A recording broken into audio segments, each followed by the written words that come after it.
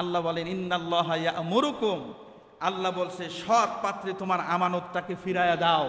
এখন আমি যখন ভোট দিতে যাব, আমি যদি কোনো চাঁদাবাজ, আমি যদি কোনো দুর্নীতিবাজ, আমি যদি কোনো খুনি ধর্ষককে যদি আমি ভোটটা দেই, আমি সাধারণ মানুষ, নামাজ পড়ি 5 ওয়াক্ত, জিকির ছাড়া কথা নাই, হালাল খাই, হারামের কাছেদারে যাই নাই, কোনোদিন তাহাজ্জুদ মিস হয় নাই, এমন একজন সাধারণ মুসল্লি ভোট দিছে গাঁজাখোরকে, ভোট দিছে মদখোরকে, ভোট দিছে চাঁদাবাজকে, ভোট দিছে দুর্নীতিবাজকে, ভোট দিছে ভোটচোরকে, ভোট দেওয়ার কারণে কি বুঝাইছে? আমার মনে হয় এই লোকটাই ভালো, এর চাইতে আর কোনো ভালো লোক। এবার চাঁদাবাজ তো সুন্দর করে পাস করার পর, আগে চাঁদা নিত যে স্থান থেকে 200, এখন এরা পাওয়ারে আসার পর এরা নিব 500। আর আপনি তো রব্বানা জলামনা আনফুসিনা, আমি তো ধরলাম না, খাইলাম না, কিছু পাইলাম না, আমার চাইতে ভালো মানুষ দুনিয়া আর কাউরে দেখলাম না। আপনি তো এইগুলা বলতেছেন, আল্লাহ কয় বাটপারি করার জায়গা পাও না। তুমি তো ভোট দেওয়ার সময় চোরকে দিছো, ভোট দেওয়ার সময় ডাকাতকে দিছো, ভোট দেওয়ার সময় চাঁদাবাজ, খুনবাজ, দুর্নীতিবাজকে ভোট দিয়া তুমি তাকে সুন্দর আসনে বসাইছো।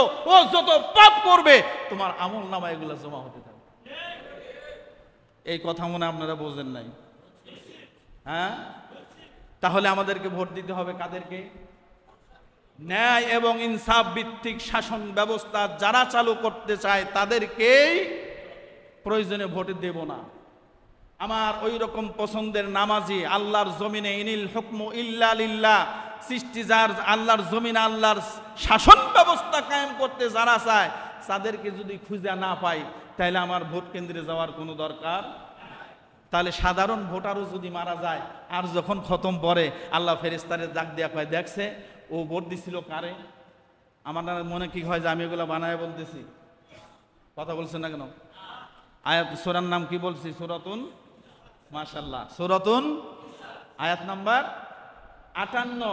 আয়াত নাম্বার কত? 58। দলিল ছাড়া আমি কথা বলতেছি না, দলিল আছে, কোরআন আমার সামনে। আমার কোনো ভয়, আমার কোনো ভীতি, আমি কোরআনের কথা বলতে কোনো ভয় পাই না, কোনোদিন পাবো না।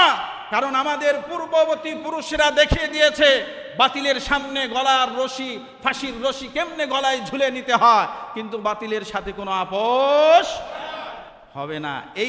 এই সিদ্ধান্তে যদি আমরা উপনীত হতে পারি, তাহলে আমরাই হব আগামী দিনের বিজয় ইনশাআল্লাহ। আল্লাহ তাআলা আমাদেরকে যেন কবুল করেন, বলেন আমিন।